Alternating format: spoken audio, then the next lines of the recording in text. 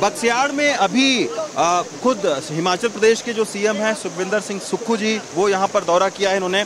Sir, अभी तक क्या राहत का पैकेज का आपने ऐलान किया है, क्योंकि बहुत सारे लोग लापता हैं, मारे भी गए हैं, उनको किस तरीके का कितना मुआवजा उनको दिया जाएगा? ये सब हिमाचल के लोग हैं। राब्ता राहत का मैं दौरा कर रहा हूँ। पहले दिन जब मैं आया था यहाँ, तो उस दिन मैं गांव में नहीं जा सका था, सिर्फ उन्हें अन्न छोड़ कर गया, अनाज छोड़ कर गया, क्योंकि जहाँ हेलीपोर्ट था उससे ना नीचे सड़क टूट चुकी थी, दूसरी तरफ भी टूट चुकी थी। अब आने वाले से जो भी गाय की यहाँ जो डेथ हुई है, गाय की जो मृत्यु हुई है, उसके लिए जो हमारे जो पशुपालक है वो मांग कर रहे थे, तो उन्हें गाय का जो भी मूल्य, बाजार मूल्य होगा, उसके हिसाब से उनको गाय के खरीदने के लिए पैसे उपलब्ध करवाए जाएंगे, बकरा खरीदने के लिए पैसे उपलब्ध करवाए जाएंगे, मकान बनाने के लिए पैसे उपलब्ध करवाए जाएंगे।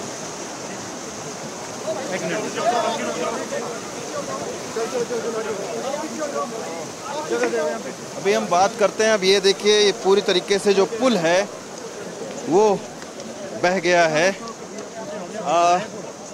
सीएम साहब से, सर, जो लोग लापता हैं या जिनकी मौत हुई है, आपने अभी कहा कि 50,000 रुपये गाय के लिए दिए जाएंगे, भेड़ के लिए दिए जाएंगे, और जो घर गिरे हैं उनके लिए आपने कहा कि 7 लाख रुपए दिए जाएंगे। जिन लोगों की डेथ हुई है सर, जो लोग लापता हैं, उनके लिए सर किस तरीके का? उसके लिए भी राहत पैकेज आएगा। ये तो मैं अभी देख रहा हूँ, जिसका घर पूर्ण रूप से नष्ट होगा उसको हम 7 लाख रुपया देंगे, और जो हमारा आंशिक रूप से होगा उसको 1 लाख रुपया देंगे, और जिसकी शॉप्स रह गई है उसकी शॉप के हिसाब से उसको पैसा देंगे। अभी आने वाले समय में कैबिनेट में इस राहत पैकेज को मंजूर करवाया जाएगा। मैं एक बात कहना चाहता हूँ कि हमारी प्रदेश की 68% भूमि वन भूमि है। 32% जो भूमि है हमारी, वो हमारे काम आती है। उसमें भी 68% में 28% में हमारा जंगल है। तो सारी जो हमारी बंजर लैंड है वो वन भूमि के नाम पर अंकित की गई है। मैं केंद्र सरकार के नेताओं से ये चाहता हूँ कि हमारी सरकार, जहाँ आपदा से प्रभावित ज़मीन बह गई है, घर बनाने के लिए मकान नहीं है, वो लोग वन भूमि पर जब हम केस बना कर भेजें, तो केंद्र सरकार हमें उसकी अगर स्वीकृति देती है तो इन लोगों के उत्थान का अच्छा कार्य होगा। सर, अभी तक हिमाचल में कितना लॉस हुआ है, कितनी मौतें हुई हैं सर, उसका अगर आकलन आप लोगों ने किया हो तो? देखिए, अभी हिमाचल में तो तकरीबन 78 के करीब जब से ये आपदा आई है, पूरे प्रदेश में 78 के करीब मौत हुई है, और मैं ये कह सकता हूँ कि 800 करोड़ रुपए का नुकसान हुआ है। नुकसान कई ऐसे क्षेत्र है जहाँ पीने की पानी की योजनाएं बह गई है, जहाँ बिजली के खंभे उखड़ गए हैं, जहाँ मकान सड़कें पूरी तरह बह गई है। और ये देखने वाली बात है, तकरीबन हमने यहाँ दिन रात मशीनें लगाकर, पहले शुरू में हमने कम थी मशीन, क्योंकि मशीन जाने के लिए रास्ता नहीं था। आज भी यहाँ 50 मशीनें लगाकर इस रोड को खिलाने की दिशा में हम आगे बढ़ रहे हैं। लेकिन सर, बीजेपी का लगातार आरोप है कि आप यहाँ पर आए नहीं और राज्य सरकार के काम यहाँ पर सर दिख नहीं रहे हैं। इस तरीके का बीजेपी आरोप लगा रही है। मुझे एक चीज़ बताइए, ये जो सड़कें खुलवाई है किसने खुलवाई?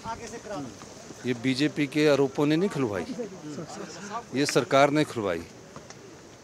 और ये जो राशन यहाँ पहुँचा, जो लंगर लगा, ये बीजेपी की राजनीति के नहीं है, ये सरकार खुलवा रही है।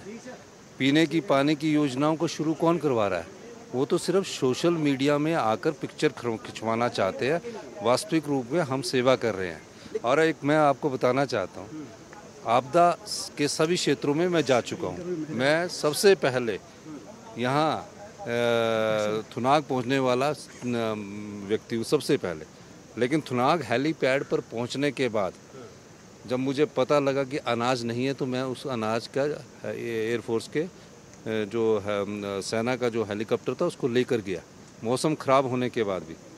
और ये कहना बीजेपी का कि वो थुनाग नहीं रुके, थुनाग इसलिए नहीं रुका क्योंकि निचली तरफ भी सड़क गाड़ी नहीं थी, ऊपरली भी तरफ गाड़ी नहीं थी, रुकने के लिए जगह नहीं थी, थुनाग का पूरा रास्ता कट चुका था, तो मैंने सबसे पहला एरियल सर्वे किसी ने किया तो मैंने किया।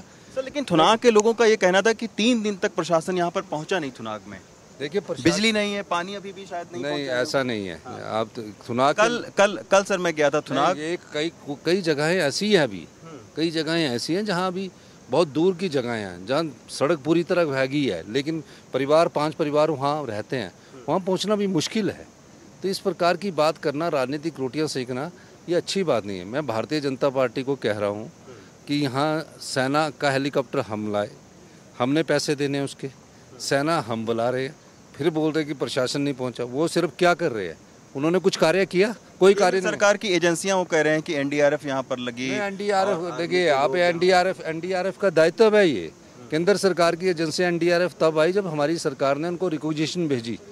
ऐसा कहना कि प्रशासन नज़र नहीं आ रहा, एनडीआरएफ हमारे कहने से काम कर रही है। डिप्टी कमिश्नर और एसपी यहाँ दिन रात काम कर रहे हैं। हमारे पहले दिन डिप्टी चीफ मिनिस्टर को मैंने यहाँ भेजा, पीडब्ल्यूडी मिनिस्टर को यहाँ भेजा, खुद मैं पहले दिन आ गया। ये सिर्फ यहीं की बात नहीं है, मैं धर्मपुर गया जहाँ 19 घर बह गए, और आपको मैं बताऊँ शिमला में गए, हम सब जगह जा रहे हैं। महज ये सोशल मीडिया पर जो राजनीति चमकाना चाहते हैं, मैं आपको आपकी बात कह देता हूँ, सोशल मीडिया पर जो राजनीति चमकाना चाहते हैं उनकी राजनीति है, यही मैं आपको कहना चाहता हूँ। सर धर्मपुर की बात की आपने, मैं भी सर वहाँ पर गया था, पूरी तरीके से मकान सर बह गए हैं। तो क्या सर उनके लिए, क्योंकि अभी इन सारे लोगों ने एक मंदिर में शरण ले रखी है सर, तो ऐसे तमाम सारे लोगों ने स्कूल में, मंदिरों में, कई सारी जगहों पर इस तरीके का शरण ले रखा है। तो मैं बात बताऊँ आपको कि मंदिरों में शरण की बात नहीं है। हमने कहा है कि जो गांव में किराए का मकान लेगा उसको 5,000 रुपये मिलेंगे। अच्छा, वो 5,000 रुपया उनको मिल रहा है, शहर में रहने वालों को 10,000 रुपये मिलेंगे। आप इनका भी काम करिए, ठीक है ना सर? ये ITI का सर यहाँ पे अब जो है राहत पैकेज की घोषणा सर कब तक हिमाचल प्रदेश सरकार करेगी सर? राहत कार्य चला है, और आपके सामने सभी महिलाएं क्या बोल रही थी कि सरकार बहुत अच्छा काम कर रही है। आपने रिकॉर्ड करना था ना? वो नहीं, वो तो मैं था वहाँ। तो फिर बीजेपी का काम है राजनीति करना। और मैं आपको बताऊं, ये हमारी सरकार ऐसी है जिसने 2023-24 में भी आपदा सही, और आपदा सहने के बाद जो केंद्रीय टीम आई आपदा राहत पैकेज के लिए, आपदा राहत पैकेज के लिए केंद्रीय टीम में 10,000 करोड़ रुपए का आपदा राहत था। उसका जो 10,000 करोड़ का आपदा राहत था, उसमें से क्या मिला? ये सब चीज़ें जानकारी आपको एकत्रित करनी चाहिए ना।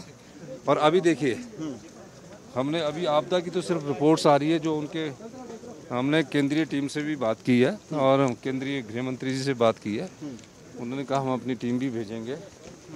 मैं चाहूँगा बीजेपी के यहाँ 7 MP है, सातों भारत सरकार से एक अनुरोध करे कि फॉरेस्ट राइट एक्ट के तहत जिन आपदा राहत में जिनके मकान बह गए हैं, जो कि राज्य की सरकार अनुमोदन करती है, उसकी स्वीकृति दे दे, इन बेचारों के घर बन जाएंगे, और घर बनाने के लिए पैसा 7 लाख हम देंगे। अच्छा सर, आपकी कोई बातचीत हुई है केंद्र सरकार से इस बारे में?